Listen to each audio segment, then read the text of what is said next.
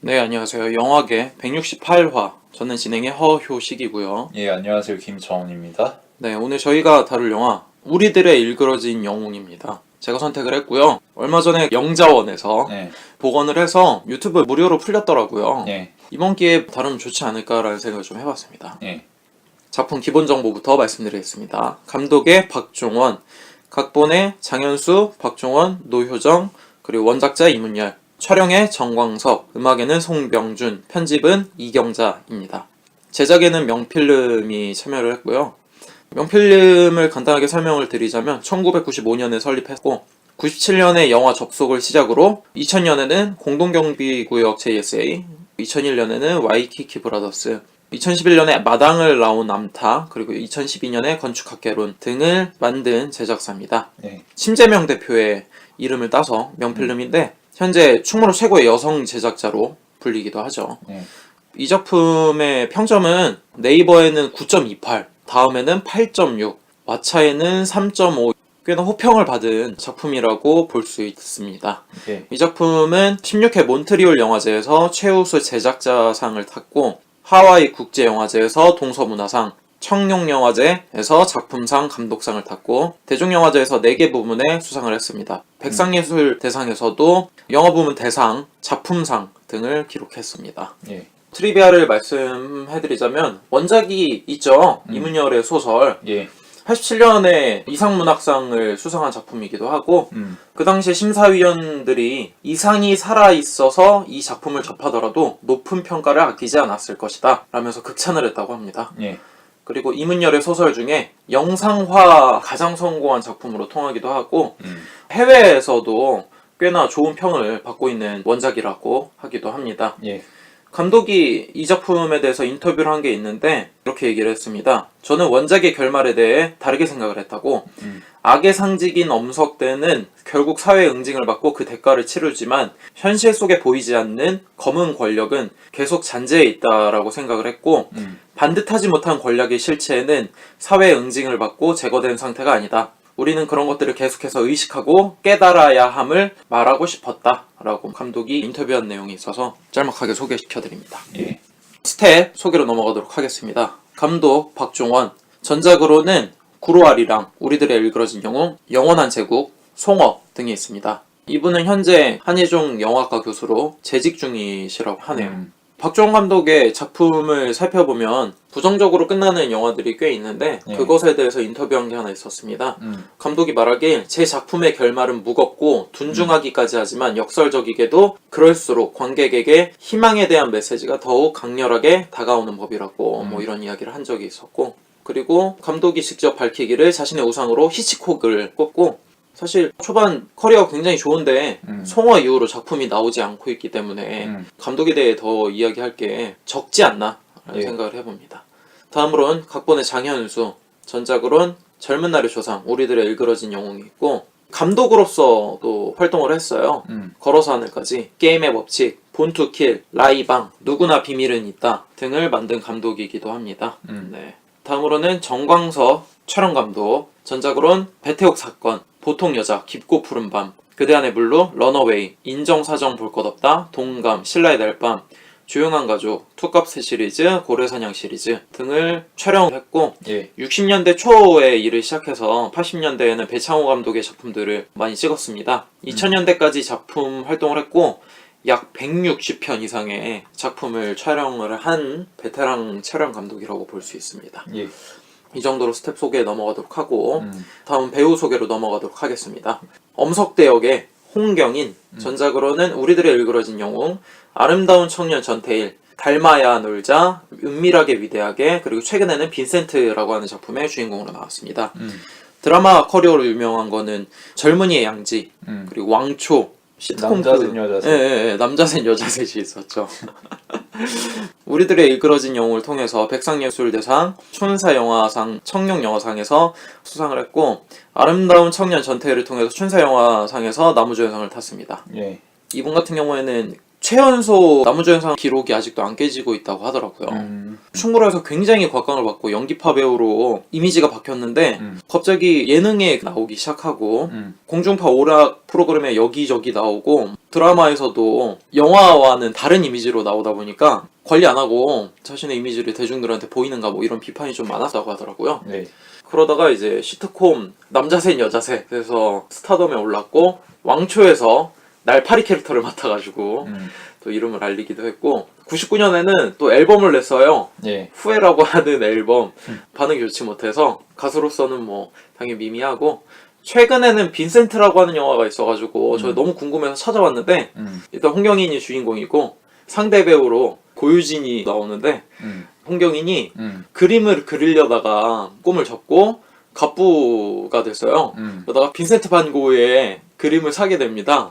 돈이 너무 많으니까. 근데 실수로 그 그림을 찢어버린 거야. 그래가지고 제가 열심히 그림을 그려가지고 모조품을 만들어갖고 그걸로 벌어진 에피소드에 대한 영화인데 연기력은 좋은데 작품이 안 들어오는 건가? 라는 생각이 들 정도로 좀 많이 아쉽더라고요. 그래서 좋은 작품 만났으면 좋겠다라고 하는 생각도 좀 있고. 예. 다음으로는 한병태 역할의 고정일 배우. 전작으로는 우리들의 일그러진 영웅, 신세대 보고서 어른들은 몰라요, 한길수, 바리새인 등이 나왔는데 아역대 이후로 작품 활동이 없어가지고 소개해드릴 만한 게 딱히 없었습니다. 예. 다음으로는 중년의 한병태 역할을 맡은 태민영 배우.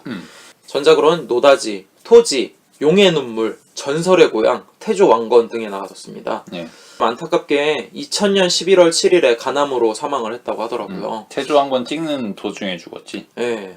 얼굴 보면서 저 배우 많이 낯이 익은데? 라는 생각이 좀 들긴 했는데 일찍 돌아가시는 바람에 아쉽다는 생각이 좀 드네요. 다음으로는 김선생 역의 최민식인데 최민식 배우 너무 잘 알잖아요. 패스하고 최선생 역할의 신구. 전작으로 굉장히 많은 작품이 있었는데 드라마 커리어만 좀 얘기를 하자면 허생전을 통해서 KBS 드라마로 데뷔를 했고 8월의 크리스마스, 웬만해선 그들을 막을 수 없다, 내 멋대로 해라, 간큰 가족 등등에 나왔습니다. 예. 성균관대학교 국어 국문학과를 중퇴했고 연극 활동을 하다가 10년 만에 방송에 데뷔를 한 케이스라고 볼 수 있고, 다음으로는 병태 어머니 역할의 김혜옥 배우. 전작으로는 투캅스, 동갑내기 과외하기, 녹색의자, 어린 신부, 여자정애, 가족의 탄생, 멋진 하루, 써니, 남과여, 어느 날, 더 테이블 등에 나왔습니다. 예. 이분은 의붓 어머니 전문 배우라고 얘기를 많이 하더라고요. 역할이 좀 많이 고정되어 있지 않나라는 생각을 하고, 그러면 이 정도로 영화에 대한 개요를 소개하고 바로 시놉시스와 함께 자세한 이야기를 나눠보도록 하겠습니다. 회사를 그만두고 어학원에서 석 달째 영어교사 생활을 이어가던 한병태는 국민학교 동창과의 술자리에서 우연히 5학년 때 담임 선생님이었던 최 선생님이 돌아가셨다는 말을 전해 듣습니다. 한병태는 상갓집으로 기차를 타고 내려가게 되고 30년 전에 외롭고 힘들었던 싸움을 회상하게 됩니다. 때는 1959년 가을, 잘 나가는 공무원이었던 아버지가 좌천이 되면서 온 가족이 시골로 이사를 가게 됩니다.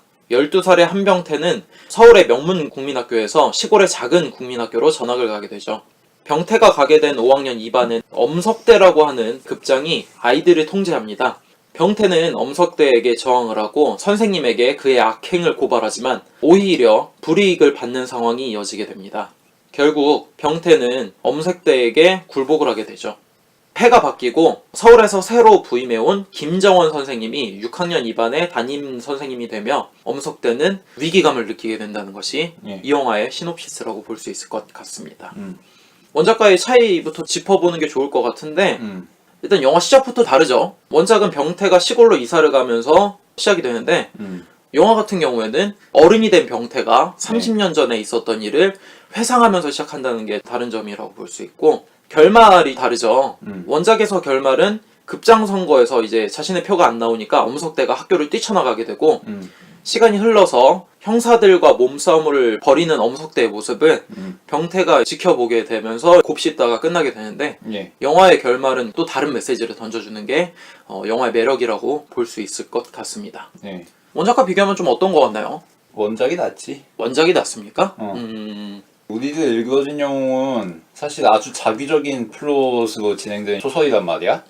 합이 너무 딱딱 잘 들어맞잖아. 엄석대가 한병태의 저항행위나 반란행위를 다 사전에 감시해서 통제하고 제어하는 그런 것들도 그렇고 그 철두철미했던 감시 체제가 삽시간에 허물어지는 것도 그렇고 톱니바퀴 맞물리듯이 너무 매끄럽게 굴러가지. 아기가 딱딱딱 들어맞죠. 근데 영화는 이거를 거의 충실하게 묘사하는 작품이란 말이야. 그쵸. 오히려 원작에서 생략된 요소들까지 덧붙여주지.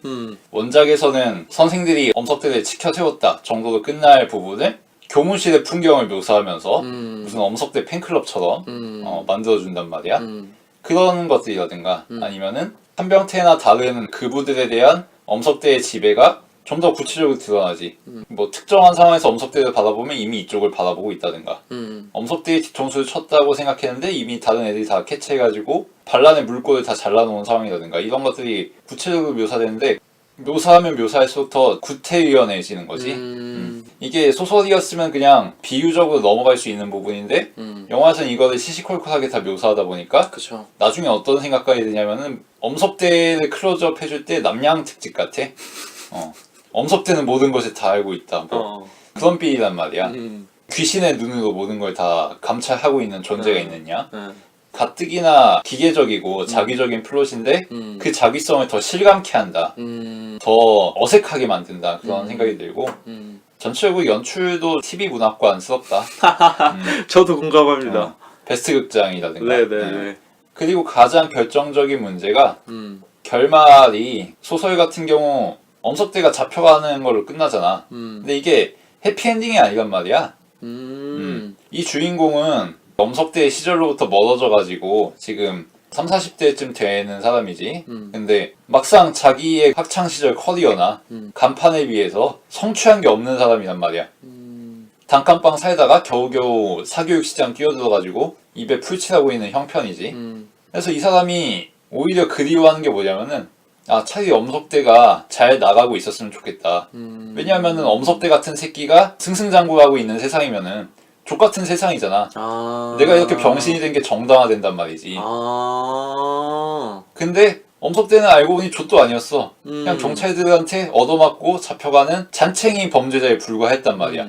골목대장에 불과했던 거지. 그리고 자신의 동창들은 나름의 경력을 쌓아나가서 일가를 번창하고 있어. 자기는 뭐야 그러면? 엄석대 때문에 병신된 것도 아니고 그냥 세상의 세파에 밀려났을 뿐이고 40이 다 된 지금까지도 엄석대와 학창시절에 대한 트라우마로부터 헤어나오지 못하고 있는 그런 형편인 거잖아. 그쵸. 그 그늘에 벗어나지 못했지. 그 복잡한 아이러니를 직설적이지만 설명충이 된다는 게 단점이긴 하지만 입체적으로 보여주는 결말이란 말이야. 근데 영화에서는 이걸 다 무마시켜버리고 원래 세상은 개 같은 거잖아 라는 식의 결말로 끝난단 말이야. 이 점에서 문제의식이 훨씬 얕아졌다.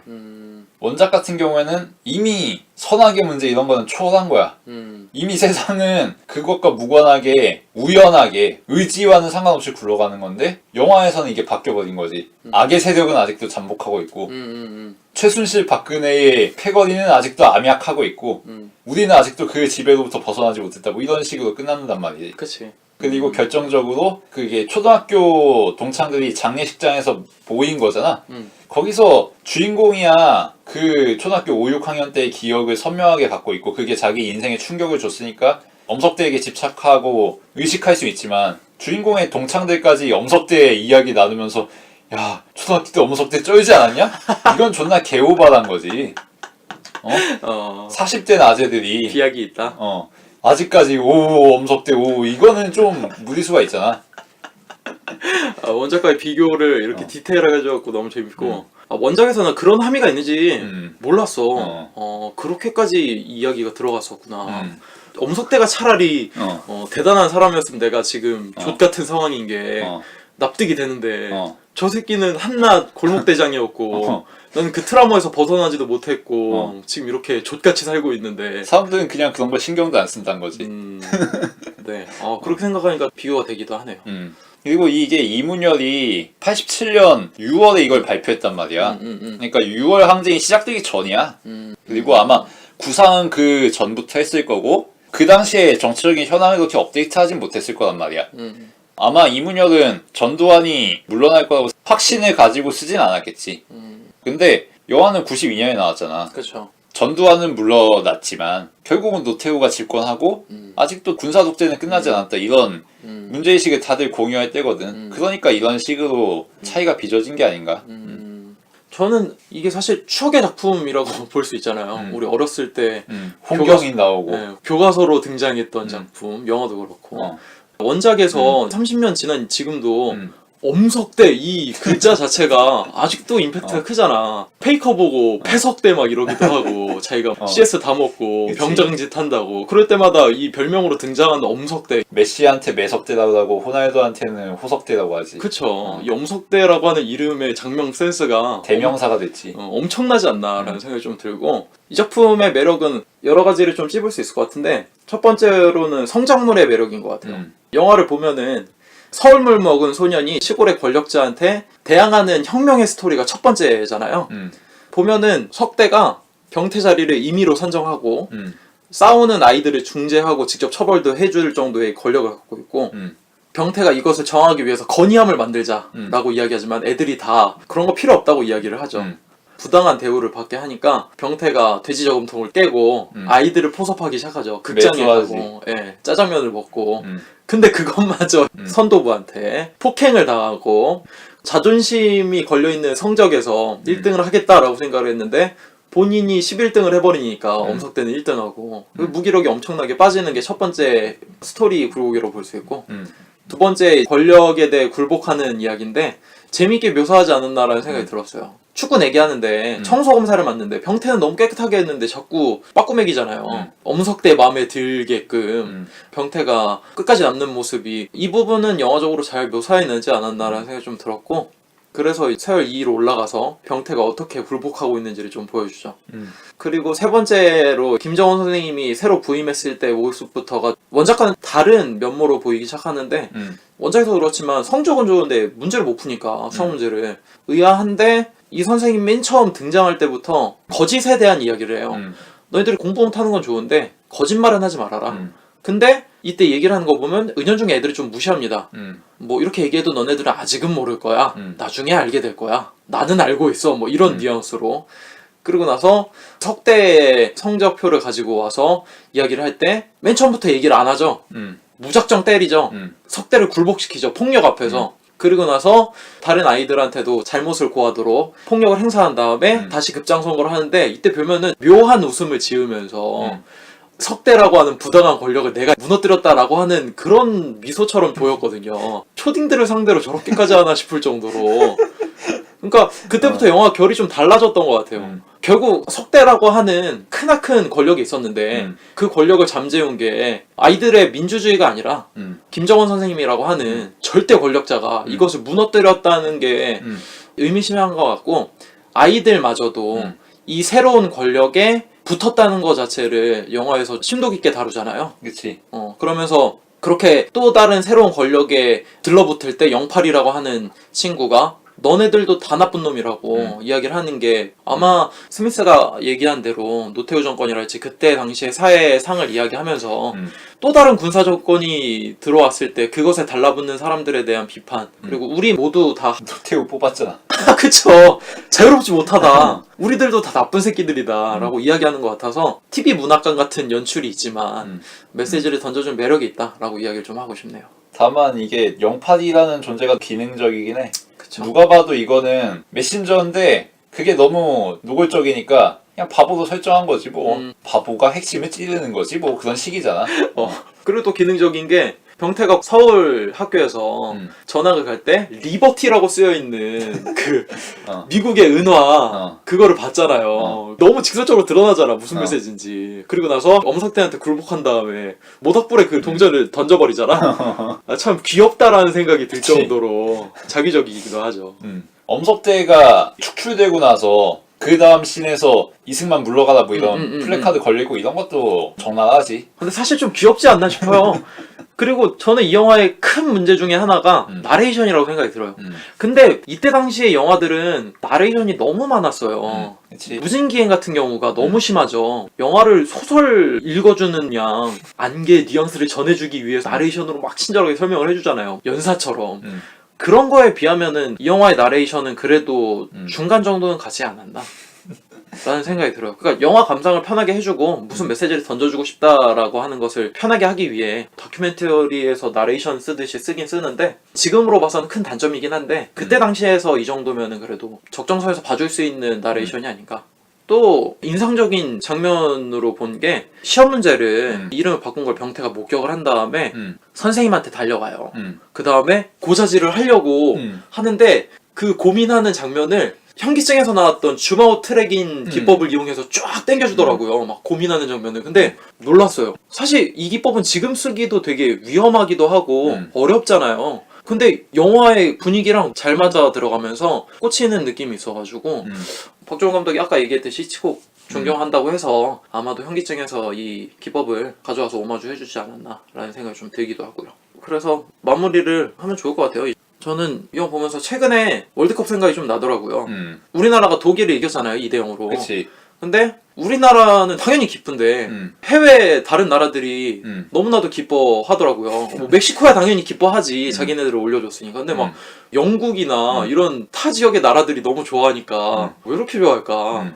독일이 엄석대였구나. 독석대가 패망하니까 옆에서 기뻐해주는구나. 약간 이런 생각이 들기도 했고 또 한 가지 논란이 났던 게 일본이 볼을 돌리면서 더티 플레이를 펼치면서 페어 플레이 룰로 올라갔잖아요. 뭐 더티하다기보다는 쫄보 플레이라고 봐야지. 그렇죠. 결코 떳떳한 플레이가 아닌 거지. 페어 플레이가 아니었는데 페어 플레이 규칙으로 올라가니까 세계 여러 나라들이 비판을 했는데 저는 솔직히 우리나라가 그 입장이었으면 난 그렇게 했을 것 같은데 누가 비판할 수 있어? 만약에 내 입장이라면 진출이 걸려 있는데. 그렇죠. 너가 병태였더라면은 개똥바 굴러서라도 살아남아야지. 그렇죠. 청소 끝까지 하면서 엄석대한테 청소 검사 맡았을걸? 니들도 다 나쁜 것 같은데 뭘 이걸 손가락질하고 있나 라는 생각이 좀 들면서 자기적인 면도 있고 TV 문학관 같은 연출들이 아기자기했지만 봐줄 수 있었다. 그거대로 재밌었다는 생각이 들었고 메시지가 그래도 저한테는 와닿는 면이 있어서 이 영화를 재밌게 봤던 것 같아요. 그러니까 시계타협 오렌지랄지 홍상수의 그 후랄지 라쇼몽이랄지 옳고 그름에 깨버리는 메시지를 던져주는 작품들을 봤을 때 크게 와닿는 게 있는 것 같더라고요. 이 영화도 보면서 끝에 와서 니들도 다 나빠 라고 이야기하고 병태도 사실 무슨 이야기를 할 수가 없고 막상 마지막에 상갓집에 갔을 때 김 선생은 국회의원이 되어버렸고 그리고 그것에 또 굽신거리는 아이들이 있고 엄석대 이 새끼는 나타나지도 않고 멋들어진 화환을 갖다만 줄 뿐이고 이런 거 보니까 뭐가 옳고 그름인 거지 라는 생각을 다시 한번 하게 되면서 영화의 나레이션이 조금 아쉽고 뭐 연출적인 면이 귀여운 면이 있었지만 던져주는 메시지가 마음에 동한 부분이 있어서 3.5점으로 마무리할 수 있을 것 같습니다. 네. 뭐 문제의식적인 측면에서 원작을 못 쫓아간다는 게 좀 아쉽고 제2의 전두환이 나올지도 몰라. 이런 건 영화가 정치에 종속되는 거 아닌가 그런 생각이 들고 그래서 네. 별점은 3점 주고 싶네요. 네, 확실히 그런 의미에서 더 소설 쪽에 손을 들어줄 수 있지 않나 그치. 생각이 듭니다. 소설 보면은 지금 박근혜 물러난 거 가지고도 말할 여지가 많거든. 그리고 연기가 굉장히 뛰어나다는 생각이 들긴 했어요, 사실.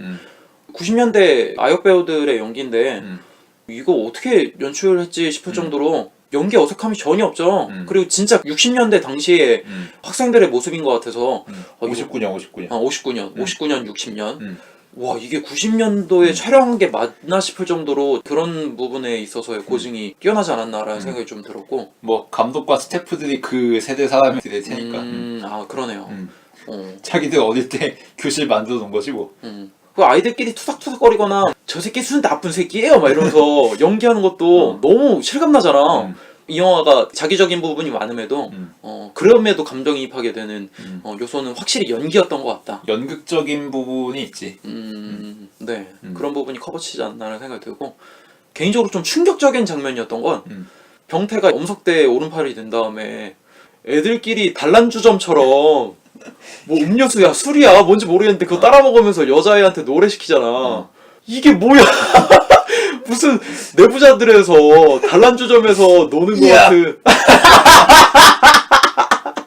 단란주점에서 파도 타기 하는 것도 아니고 이게 뭐야 싶은 거야. 이게 중고딩이면은 참 모르겠는데 초딩이란 게 아니 그런 연출을 감독이 했다는 것 자체가 이 미친 새끼 아닌가 진짜 너무 심한 것 같은 거야.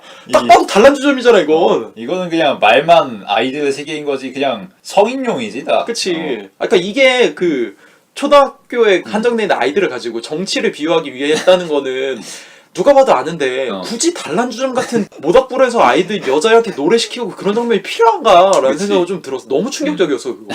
거기다가 하필이면 리버티라고 써여있는 그 동전을 또 모닥불에 던져버려요. 수리 시바스리갈이었으면 존나 골 때렸겠다. 와, 너 좀 너무 과하다라는 생각이 좀 들 정도로 와, 걔네들은 연기하면서 무슨 생각했을까? 뭐 이 정도로 마무리 지으면 좋을 것 같습니다. 저 오늘 다룬 영화 우리들의 일그러진 영웅이었고 다음 시간에는 스미스 군이 선정하는 영화를 통해서 찾아뵙도록 하겠습니다. 네, 오늘도 들어주셔서 감사합니다.